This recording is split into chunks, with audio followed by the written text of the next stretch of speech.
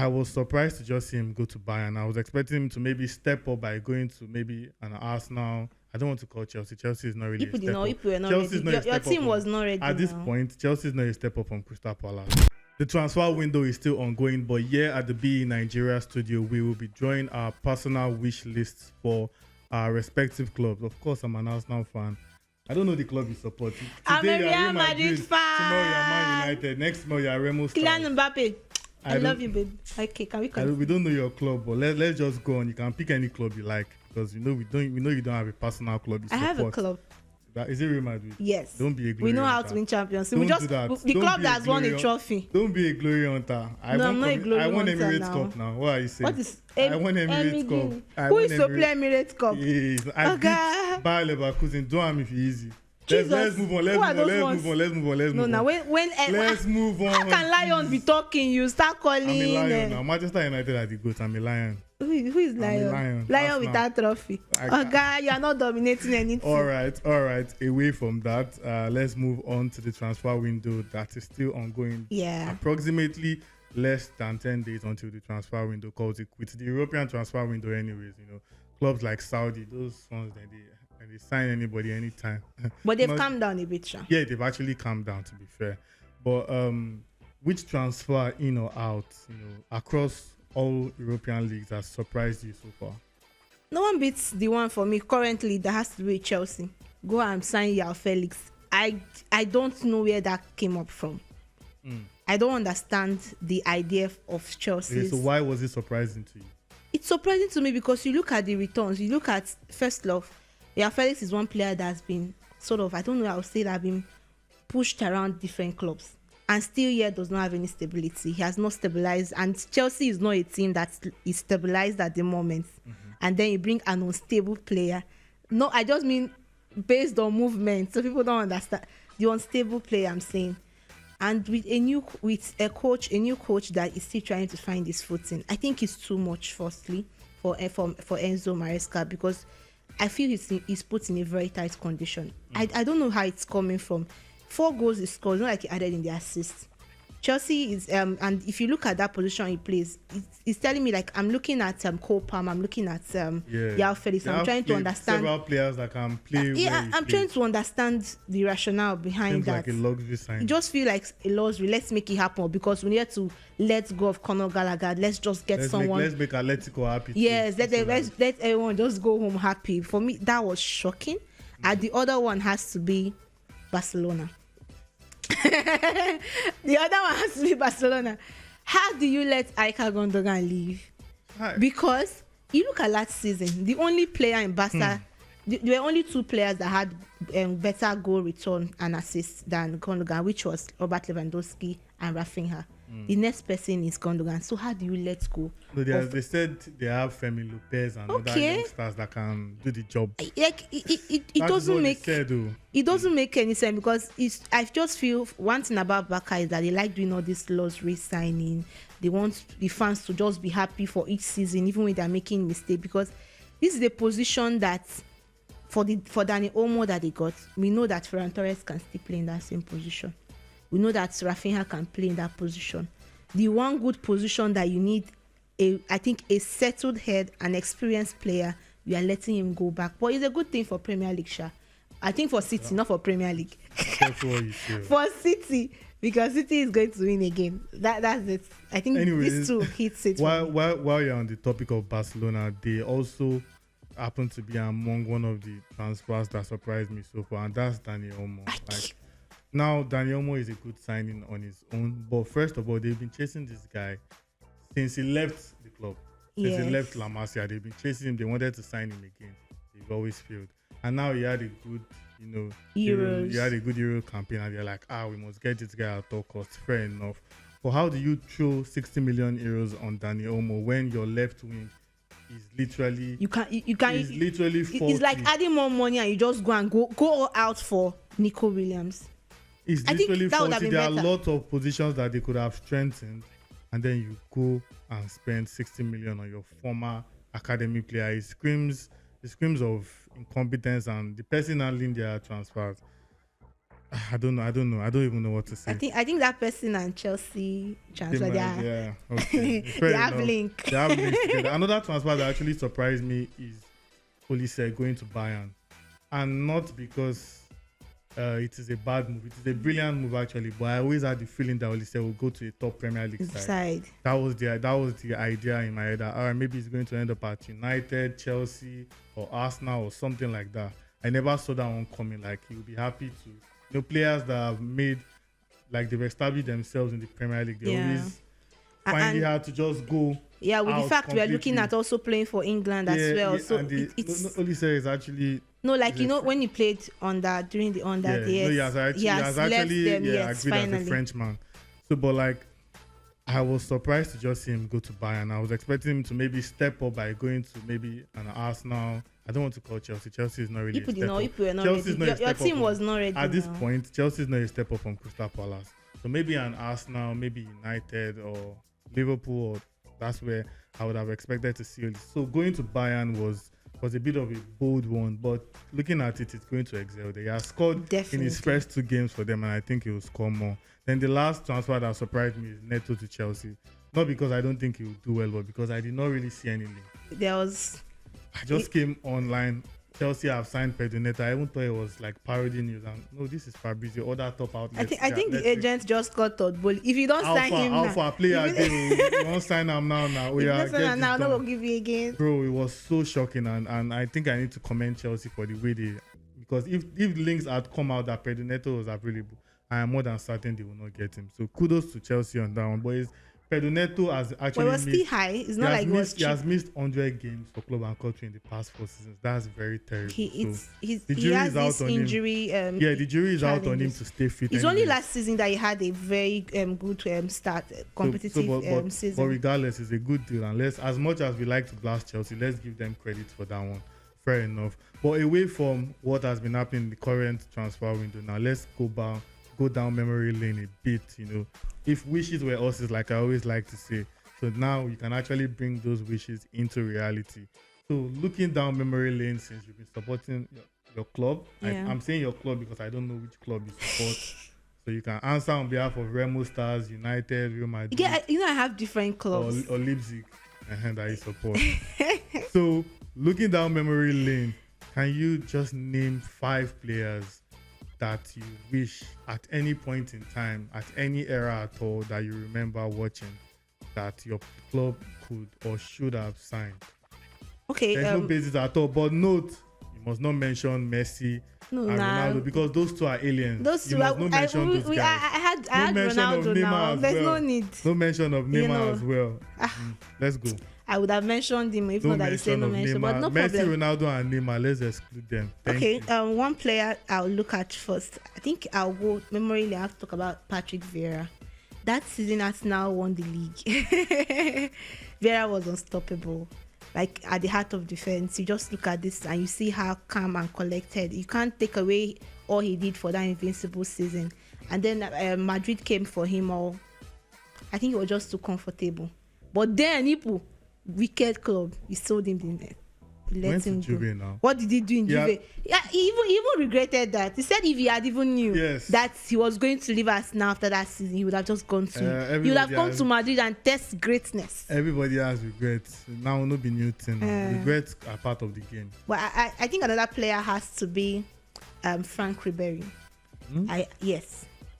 Yes, I like Ribery as a player. What club do you support again? So I can't remember. Come on now, it's Real Madrid. You're talking about Frank Ribery. Ribery. I'm just trying to understand Ribery and Real Madrid.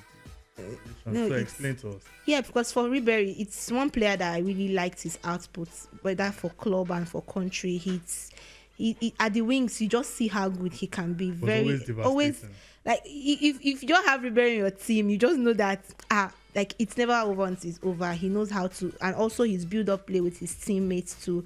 And you know that connection he had there with Arjen Robben and all of it. But it did not materialize. We did not get to have him. But it's painful. Another player has to be Harry Kane. At some point, I wish Harry Kane had sort of taken the bull by the horn. The way talk about this other player had done it.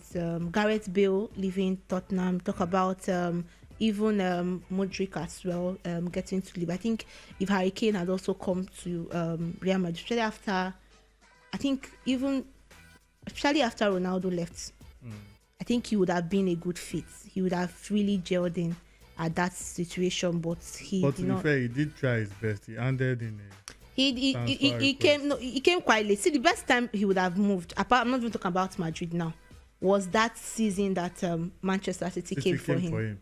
That was where he let it loose. But there's a reason why clubs have you heard any club moving for Son in recent history?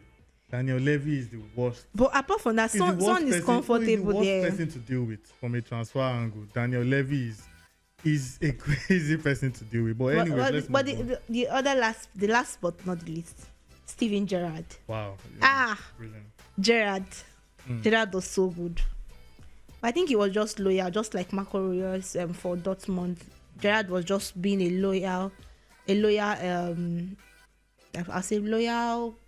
red steward of the Liverpool side, because he just always has this team in mind, and I think mostly has to be that comeback that they did against AC Milan. He sort of just tied him to his club and like, I'm not going to leave this club again. So I'm looking towards that. Is there another player currently? I'm trying to pick one player currently. Yes. It has to be Saliba. If you don't mention Saliba, we'll send you out. With Saliba. Well, anyway, Sha, let me just add Saliba, because our forward line is. You know why I said let's add Saliba. Calm down. Our forward line, we are blessed. We are blessed in the front. Yeah, blessed. Now you know if you beat Mallorca. It's just Mallorca. It's one game. Don't worry. There's nothing. And I know that as time goes on, Rudiger is doing quite well. But then you know that age 2 is no longer on his side. So a Saliba would be a good replacement in the future. So just to know, Sha, we'll come and poach him very soon. You know that when we come like this, players do not have you don't have any other choice. You understand? Just know that it's this for is a different Arsenal. This is not the Arsenal that we used to lose our best player. We are coming for Saliba, Sha. Just know. Okay, fair enough. Those are actually very good names. And to be fair, I think one of your names actually features on my list as well. Yeah. And the first on my list that I wish Arsenal could have signed or should have signed at any point, the first is Makaleli. Oh yes. And you know how Makaleli ended up becoming the definition of what a defensive midfielder should do, so much that they named it the Makaleli role. That's how good he was. But I can't really blame Arsene Wenger at the time, because it was 1996 and he had to choose between Makaleli and Vieira. He said there was no need for him to have two players in his team, and he stuck with Vieira. And Vieira also did well for the Vieira did well. So I can't fault that. But imagine a midfield duo of Makaleli and Vieira. That would have been unstoppable. You cannot pass that midfield. You know one coach that might have envisioned that a bit. Mourinho. Because he had those players, their physicality and also their football intellect sort of matches what he would easily figure out. Yeah, so that's the first one. Makaleli, like, if we had signed him, it would have been phenomenal. But moving on, Harry Kane. Harry Kane actually pains every Arsenal fan the more, because he was in our academy. Yes. We released him at the age of 12. Roy Macy is the name of the man that released him. And let me not say what is on my mind to that guy. And Roy Macy at the time said he did not think Harry Kane would be good enough. What happens?